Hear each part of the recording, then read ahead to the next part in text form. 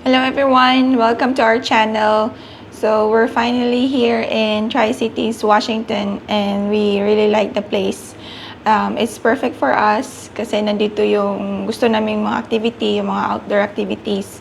Ngayon lang ulit ako nakapag-vlog kasi dumating kami at like what John said, nung dumating kami dito, nagkasakit kami and then nag-ayos ng mga gamit dito. And then, first time ko din nagkaroon ng seasonal allergies kasi iba yung weather dito sa Washington compared sa Mississippi. So, super dry. And then, napaka-windy nung pagdating namin dito. So, nagka-allergies ako. Ngayon lang bumuti yung pakiramdam kasi ubo ako ng ubo.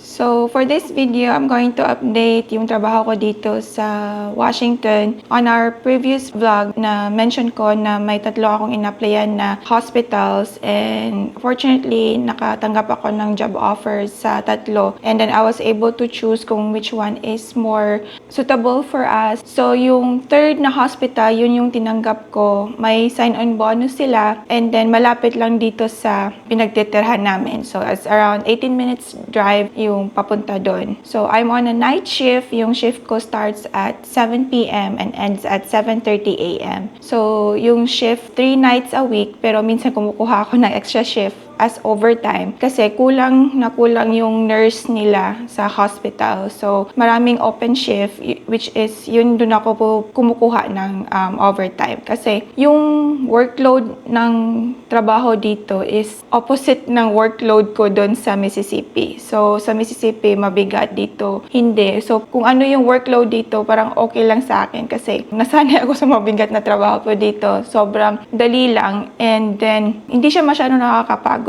And yung salary pala overtime is kung extra shift mo na, kunwari tapos ka na sa regular shift mo na 3 nights na kuha mo na yan tapos kukuha ka ng extra shift, automatic yon na 1.5 pay pag start mo sa extra shift. So maganda siya kasi hindi yung mabigat trabaho tapos okay din yung sweldo.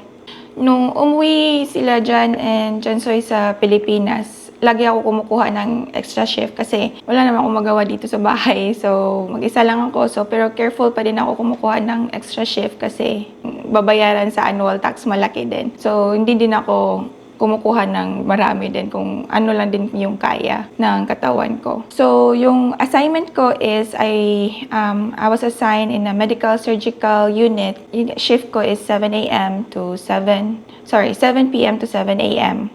Yung schedule, may fixed schedule, pero lately ko lang nalaman na pwede kang mag-request na your own schedule as long as makuha mo yung 3 nights a week. And then, kung gusto mo kuha ng extra, you can get extra shift. So, yung uniform dito, unlike sa Mississippi, they have a particular color if you are an RN, LPN, CNA, or dito, wala. So, you can wear whatever color you want sa uniform or sa scrub suit mo.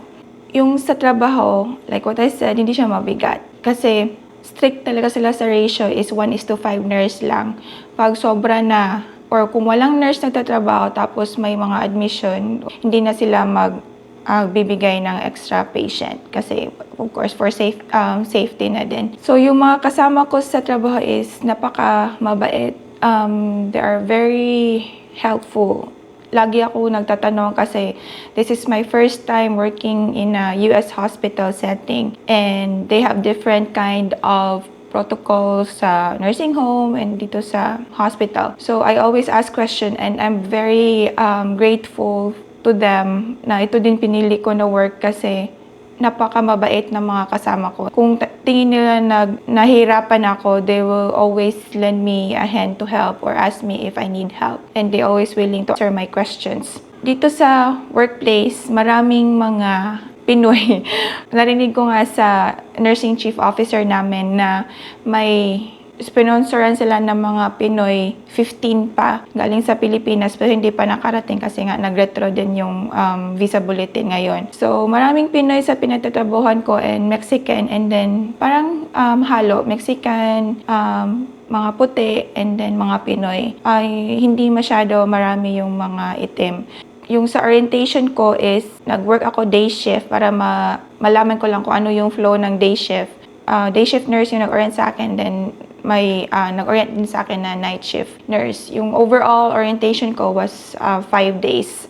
Then after the 6th day, ako na mag-isa. Yung mahirap is yung system. Kasi iba yung system sa nursing home and yung system na ginagamit nila dito sa hospital. Mahirap nung una, yun naman talaga, mahirap nung una bago mo palang gamitin yung type ng system nila. Pero ngayon, medyo alam ko na, pero kung may hindi ako alam, of course, nagtatanong ako, hindi ako nagmamarunong, pero nagtatanong ako kung saan ako pupunta, kung anong gagawin ko. Yan. Pero so far, medyo alam ko na yung flow ng anong gagawin on my shift if I'm working. Sa pagpasok ko sa trabaho, 7 p.m., may huddle kami. So, yung nag-huddle is yung tinatawag nilang house supervisor. Yung nag-update lang kung may mga admission ba na naghihintay sa ER, kung may mga i-discharge ba, and then kung may yung mga usual or unusual event that day. So, ina-update kami. And then after nun, so kung sino yung mga nurse nag-handle sa patient ko o sa patient na in-assign ko, dun kami sila yung magbibigay ng report, yung bedside report. So, pag malapit na matapos yung shift ko, yung mga 7 a.m. nurse, yung mga day shift nurse, ako din na magbibigay ng report sa kanila. And usually, tapos ako sa work ko 7:30 kasi yung extra 30 minutes para yun sa bedside report. Then, nakakaalis ako minsan before 7:30 or minsan 7:30 din. Hindi na ako lumalagpas or hindi pa ako naka-experience na lumagpas ako ng 7:30 a.m. ng uwi. So, pagdating ko sa bahay, I think around 7:50, syempre, I clean myself and then tulog ako agad, or minsan kung nagugutom ako, John will prepare breakfast for me, then kakain, and then tutulog. So usually, yung pinaka-late ko na tulog pag night shift is 9 a.m. And then gumigising ako ng around 3 or 4:30. So, nung una, mahirap mag-adjust kasi sanay ako sa day shift. Pero ngayon, sanay na yung katawan ko na mag-night shift. And then, as long as lang nakakatulog ako ng straight sa day shift, I'm okay during the night. So far, gusto ko yung workplace ko ngayon. Hindi stressful pagpapasok ako kasi alam ko na yung anong maladatnan ko, and then hindi siya masyadong mabigat compared sa yung pinagtatrabahan ko dati. And then yung mga tao, napaka-helpful, they're always willing to help. So yun talaga yung pinaka-importante sa work environment, napaka-mabait. So I'm grateful na, or ginaid ako na ito yung tinanggap ko na work. Yun pala, may second job. Kasi dito sa Washington, parang well-compensated kasi dito. So, ako ng second job, pero per diem lang, yung PRN. So, yung kinuha ko naman is sa nursing home kasi feeling ko parang comfortable din ako magtrabaho sa nursing home kasi alam ko na yung same, especially na same yung system na ginagamit nila.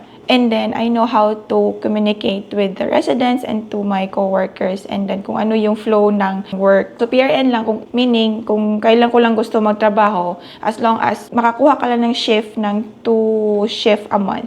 Ang kagandahan din sa nursing home na pinagtatrabahan ko ngayon is may 8-hour shift sila, tsaka may 12-hour shift. So, minsan kumukuha ako ng 8 hours para madali lang, parang short lang yung time. And then, minsan kumukuha ako ng 12-hour shift. Yung advantage ko dito is same sila ng computer system na ginagamit sa pinagtatrabaho ko dun sa Mississippi and dito. So, sa salary ko dito sa nursing home is PRN. So, walang masyadong cut-offs kasi wala akong benefits, walang insurance. So, mas malaki yung take-home pay ko. And then, yung overall base rate din nila is malaki din compared dun sa Mississippi. So, yung salary ko dito sa nursing home, yun yung ginagamit naming expenses sa mga gusto naming bilhin. And then, yung salary ko naman dito sa hospital, yung savings or pambayad sa mga utang. And then, John will be working soon too. So, we can say na our life here is more comfortable. So, I think that will be all for this video. Thank you all for watching.